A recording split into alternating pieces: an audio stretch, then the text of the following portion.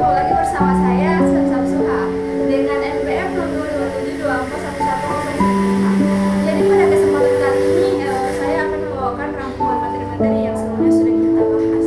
Kali ini pembahasannya tidak saya baca-bacakan lagi atau berpart-partnya, tetapi menjadi satu.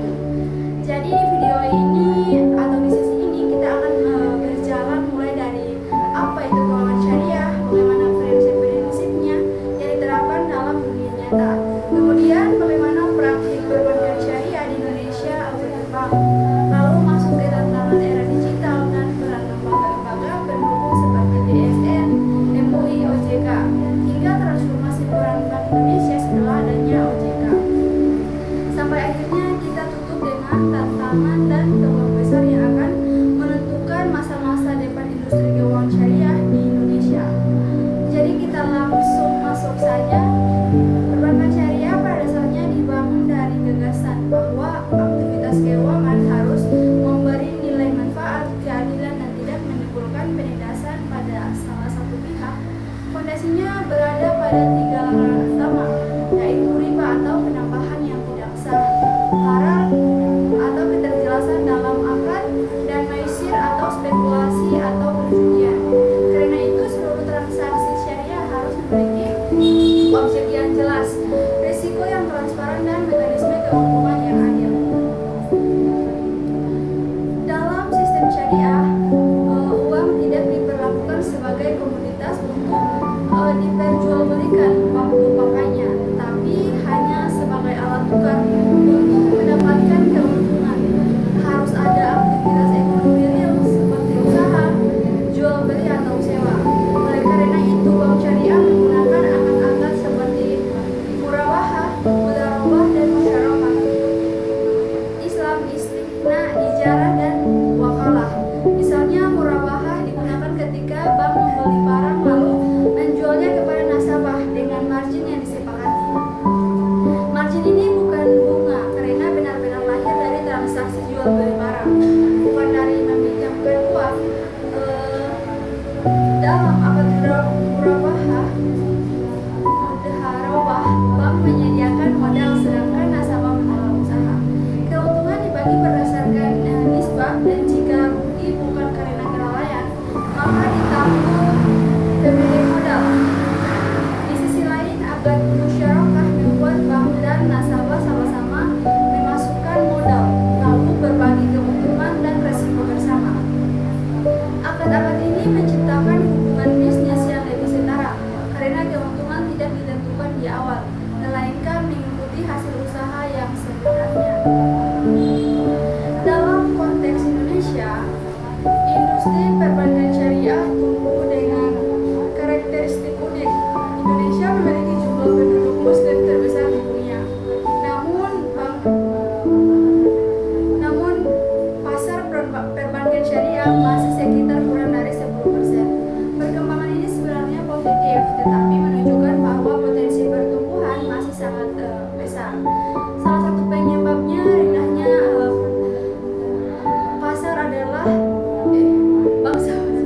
bangsa pasar adalah minimnya literasi masyarakat.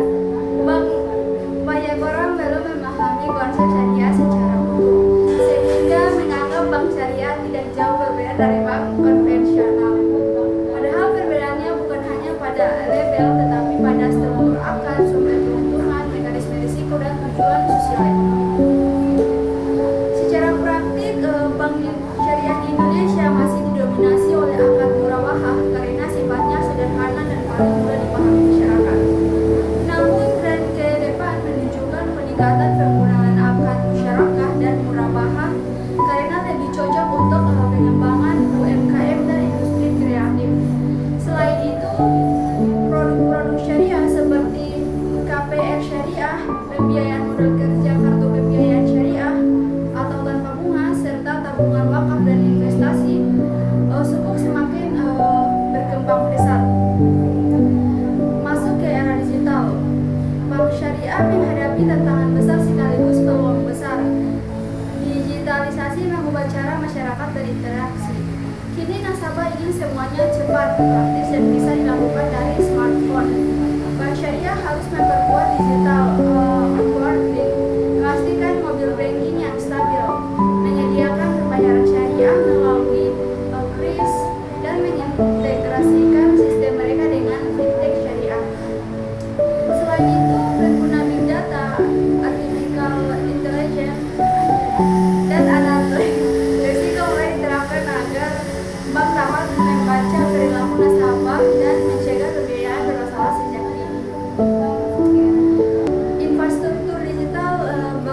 syariah tidak hanya soal aplikasi, tetapi juga mencakup sistem inti bank atau core banking, keamanan siber, coverage server yang kuat, sistem analitik, hingga prosedur kebutuhan syariah berbasis digital.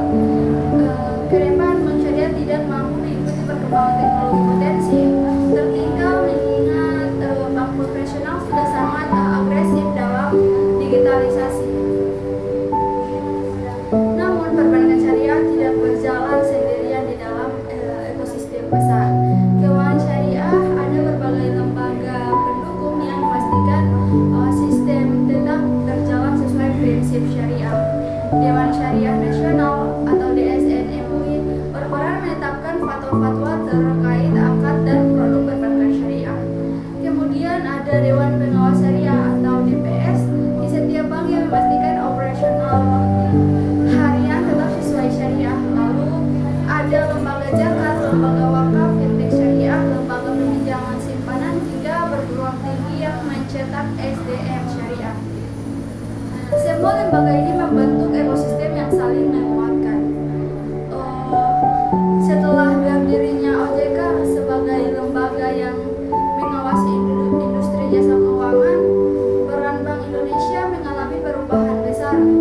BI tidak lagi menjadi pengawas bank, tetapi fokus pada kebijakan moneter, stabilitas keuangan, dan sistem pembayaran. Namun dalam konteks syariah, BI tetap memegang peran strategis sebagai penggerak ekonomi syariah secara nasional. BI juga mendorong pengembangan sistem pembayaran syariah atau digitalisasi UMKM berbasis syariah, integrasi halal value chain, serta pelaksanaan program-program ekonomi syariah di berbagai daerah. Sementara OJK mengatur standar prudensial bank syariah, perizinan dan perlindungan konsumen. Untuk mendorong pertumbuhan bank syariah, BI menjalankan program seperti penguatan literasi nasional, penyelenggaraan festival ekonomi syariah seperti ISF, pengembangan klaster UMKM halal, mendorong pembiayaan syariah untuk sektor produktif, dan memperluas jaringan ekonomi syariah ke daerah-daerah. BI juga memperkuat kolaborasi antara bank syariah dengan e-commerce, fintech, dan juga perilaku industri halal agar ekosistem syariah tumbuh bersama. Jika kita melihat ke depan, industri perbankan syariah masih menghadapi sejumlah tantangan besar. Literasi masyarakat masih rendah hingga edukasi perlu semakin masif. Produk syariah kadang dianggap kurang praktis atau kurang kompetitif dibandingkan produk konvensional. Selain itu, investasi teknologi digital membutuhkan biaya besar, sehingga bank syariah harus mencari strategi yang tepat agar tetap bisa bersaing. Tantangan lainnya adalah kebutuhan sumber daya manusia yang benar-benar memahami gabungan antara syariah, keuangan, manajemen risiko, dan teknologi. Namun di balik tantangan itu, peluangnya bahkan lebih besar. Indonesia memiliki pasar yang sangat luas, dukungan pemerintah yang kuat, pertumbuhan industri halal yang cepat, tren hijrah anak muda, perkembangan teknologi digital, serta meningkatnya minat masyarakat terhadap produk yang etis dan berkelanjutan. Jika semua elemen ini dimanfaatkan, perbankan syariah Indonesia dapat menjadi pemain global dan menjadi kekuatan baru di industri keuangan di dunia. Untuk memahami perkembangan perbankan syariah secara lebih mendalam, kita perlu melihat bagaimana industri ini terhubung dengan sektor real dan bagaimana mekanismenya berkontribusi pada stabilitas ekonomi. Perbankan syariah tidak mendorong penciptaan uang dari uang, tetapi memaksa adanya aktivitas real di belakang setiap transaksi. Artinya, pembiayaan harus diarahkan pada kegiatan produktif seperti perdagangan, pertanian,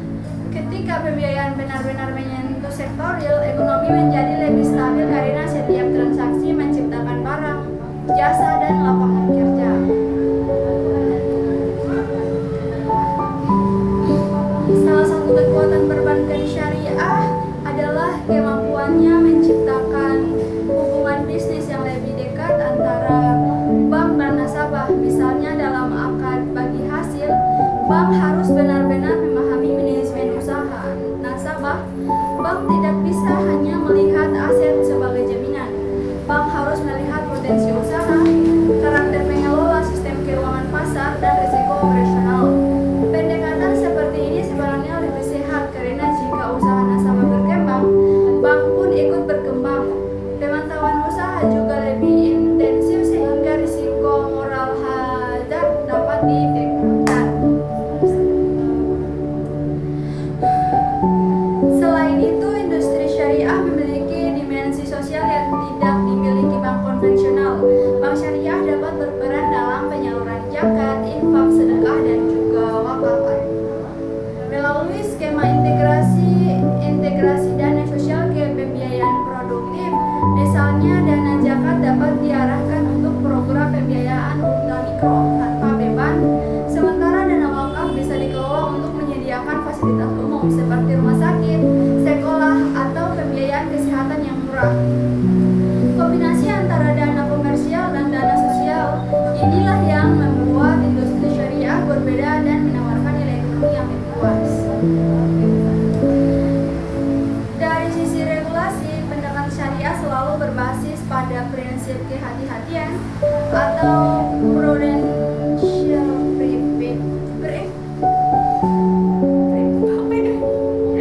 Bank harus menjaga risiko kecukupan modal, kualitas aset, manajemen risiko, serta kepatuhan syariah. Namun bank syariah memiliki tambahan kendala, harus mengikuti regulasi perbankan umum dan juga ketentuan syariah. Hal ini menuntut sumber daya manusia yang lebih kompeten karena mereka harus menguasai dua disiplin ilmu sekaligus. Tentang inilah yang membuat pengembangan sumber daya manusia menjadi fokus utama lembaga seperti OJK dan Bank Indonesia. Dalam konteks inovasi, perbankan syariah mulai memanfaatkan teknologi digital seperti smart contract berbasis syariah, blockchain untuk pencatatan aset, dan pembiayaan peer-to-peer syariah yang dihubungkan melalui API Bank.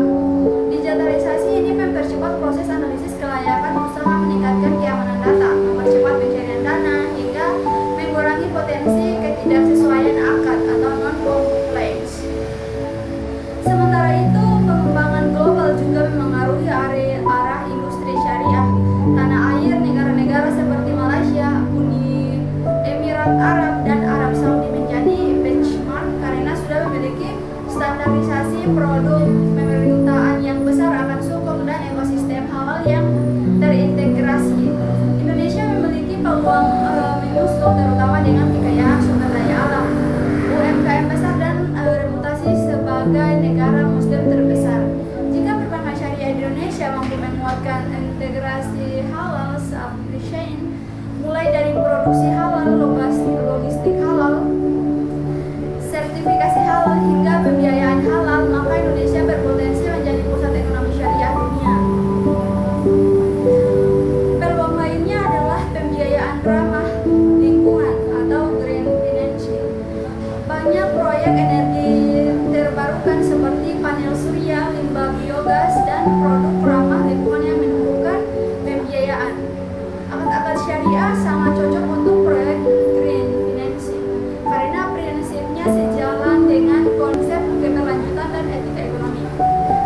Ke depan, bank syariah dapat mengambil peran dalam membiayai sektor-sektor yang mendukung kelestarian lingkungan. Terakhir, perubahan pola konsumsi masyarakat, terutama generasi muda, juga menentukan arah industri syariah. Generasi Z dan milenial lebih memilih produk keuangan yang transparan, adil, cepat, dan sesuai nilai perbankan syariah. Dapat juga memenuhi arah ini jika menawarkan produk modern seperti investasi syariah digital, tabungan hijau syariah, pembiayaan otomotif tanpa bunga, cicilan gawai syariah, hingga pembiayaan pendidikan syariah. Produk yang dekat dengan gaya hidup inilah yang akan memperluas pasar syariah di masa depan. Secara keseluruhan, perjalanan perbankan dan keuangan syariah merupakan transformasi besar yang menggabungkan nilai agama, prinsip ekonomi modern, inovasi digital, dan dukungan kebijakan nasional. Sistem syariah tidak hanya menawarkan alternatif dari sistem konvensional, tetapi juga menyajikan model keuangan yang lebih etis, transparan, dan adil dengan fokus pada sektor real. Bagi hasil dan pernyataan resiko bersama, industri keuangan syariah mampu menciptakan stabilitas dan keberlanjutan ekonomi jangka panjang. Walaupun tantangan seperti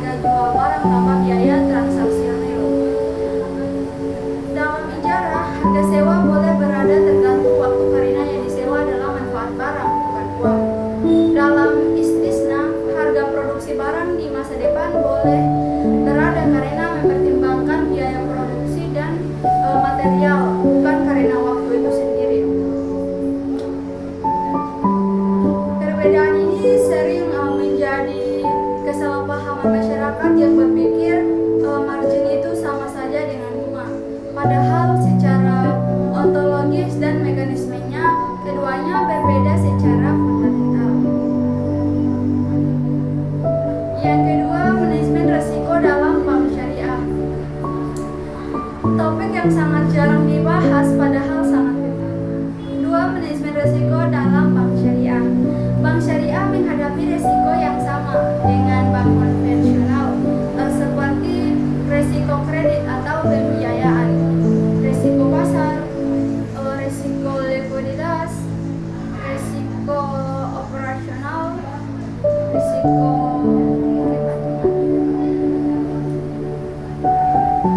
namun bank syariah memiliki risiko tambahan, yaitu risiko kepatuhan syariah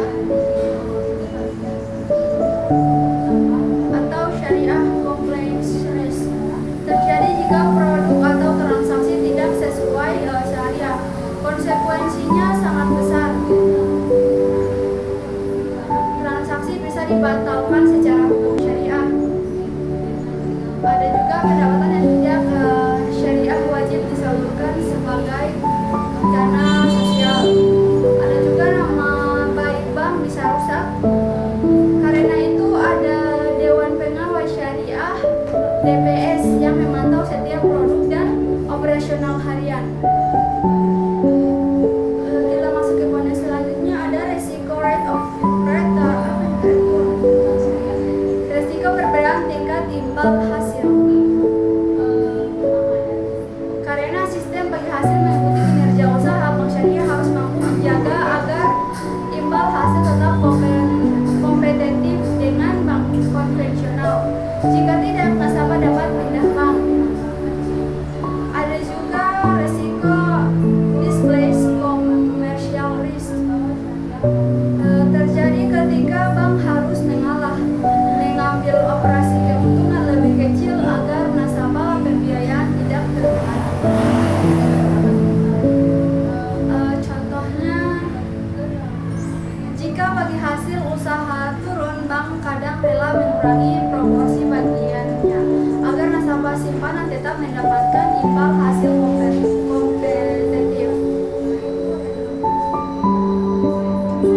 Kita masuk ke poin yang ketiga, ada peran sukuk dalam mendorong pertumbuhan perbankan syariah. Sukuk atau obligasi syariah memiliki dampak besar terhadap stabilitas bank syariah karena yang pertama menjadi instrumen investasi jangka pendek dan jangka panjang. Bank syariah membutuhkan instrumen untuk menempatkan dana likuid seperti bank konvensional menempatkan dana di obligasi pemerintah.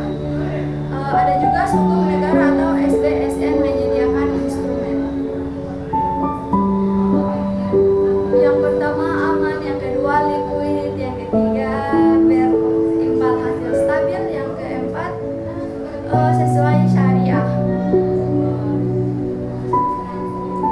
SBSN membantu bank syariah menjaga ATMR, CIR, dan likuiditas agar tetap sehat. Yang masuk ke poin yang B, ada mendorong pembiayaan proyek pemerintah. Sukuk negara digunakan untuk membiayai proyek infrastruktur seperti jembatan, pelabuhan, sekolah, rumah sakit, jalan tol, dan juga lain-lain. Ini membuat bank syariah menjadi bagian dari pembangunan ekonomi nasional, bukan hanya lembaga keuangan biasa,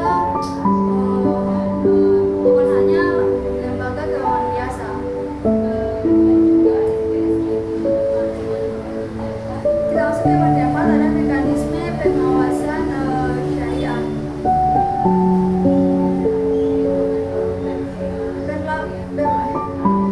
Poin keempat, ada mekanisme pengawasan syariah berlapis atau multi-layer syariah governance.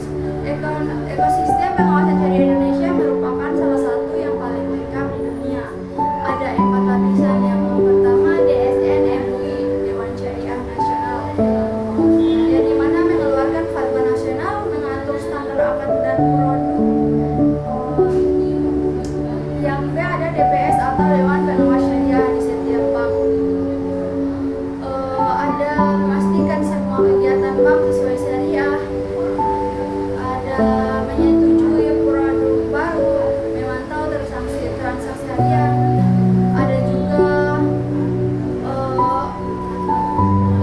bidang syariah, yang dimana mengawasi kepatuhan bank syariah, membuat regulasi prudensial syariah, mendorong inovasi produk syariah.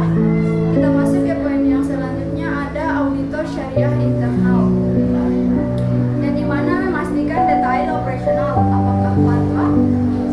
Yang kedua, memberikan rekomendasi perbaikan pada manajemen. Ada juga dengan sistem berlapis ini industri syariah Indonesia lebih terjamin dari sisi.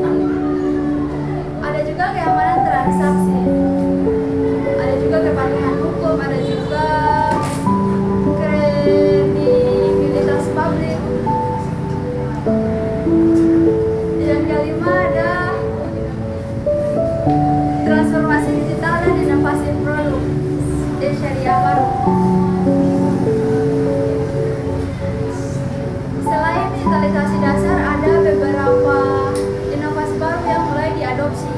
Yang pertama ada smart contract syariah, yang dimana menggunakan blockchain untuk membuat akad otomatis sesuai syariah.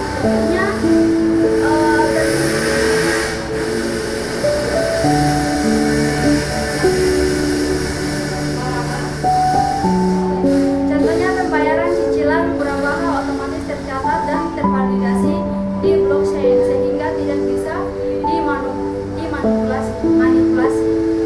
Ada juga yang kedua, digital sukuk retail. Masyarakat dapat membeli sukuk mulai seharga Rp1 melalui aplikasi digital. Ini meningkatkan literasi keuangan syariah secara signifikan. Yang ketiga ada kartu pembiayaan syariah generasi baru, di mana ada tanpa bunga, ada juga tanpa penalti keterlambatan, ada juga limit disesuaikan kemampuan, akad kafalah tanpa ijarah, tanpa fard, teratur fitur cicilan musyarakah. Yang keempat ada pembiayaan syariah tanpa ampunan untuk UMKM Pro, menggunakan model charter bank ownership bukan jaminan bersih. Ada juga, ini juga sangat membantu. Yang pertama sebagai perdagangan pasar, pelaku usaha kecil dan juga pekerja informal. Yang keenam ada integrasi keuangan syariah dengan halal atau lifestyle ekonomi. Perbankan syariah tidak berdiri sendiri tetapi menjadi bagian dari halal Fidelity atau HVC yang terdiri dari industri makanan halal, fashion halal, halal, dan juga farmasi halal. Ada juga logistik halal dan juga sertifikasi halal.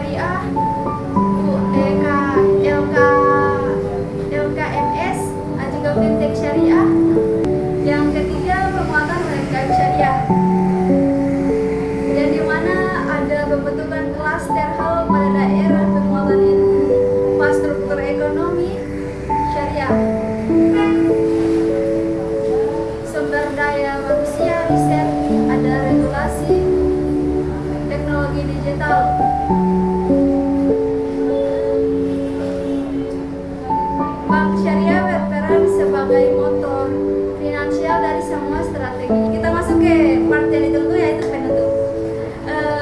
Menyambung ke 7 part ekonomi syariah. Oke teman-teman, terima kasih banget sudah mengikuti materi panjang kita hari ini tentang rangkuman dari part 1 sampai part 7. Mulai dari teori keuangan dan perbankan syariah, praktik di Indonesia, pengembangan infrastrukturnya di era digital, peran lembaga pendukung, sampai tantangan dan peluang ke depan. Semoga apa yang kita bahas, semoga apa yang saya bahas tadi bisa bikin kalian lebih paham alurnya dari awal sampai akhir. Bahwa perbankan syariah itu bukan cuma soal akad dan larangan riba, tapi juga ekosistem besar yang butuh dukungan regulasi, teknologi, lembaga pengawas, dan juga inovasi biar bisa tumbuh semakin kuat dan kompetitif. Saya harap penjelasan tadi juga bisa bantu kalian buat tugas presentasi ujian atau sekedar menambah wawasan baru tentang gimana sih ekonomi syariah bekerja dalam dunia nyata dan kenapa sektor ini punya masa depan yang besar di Indonesia. Jangan lupa untuk like, subscribe, dan juga share ke teman-teman kalian yang juga lagi belajar materi ekonomi syariah supaya makin banyak yang terbantu dan makin banyak juga yang melek soal pentingnya keuangan syariah di masa depan. Kalau ada pertanyaan, saran, dan topik lain yang pengen kalian pelajari, langsung tulis aja di kolom komentar. Saya bakal senang banget buat bahas materi lainnya bareng kalian. Sampai jumpa di video pembelajaran berikutnya.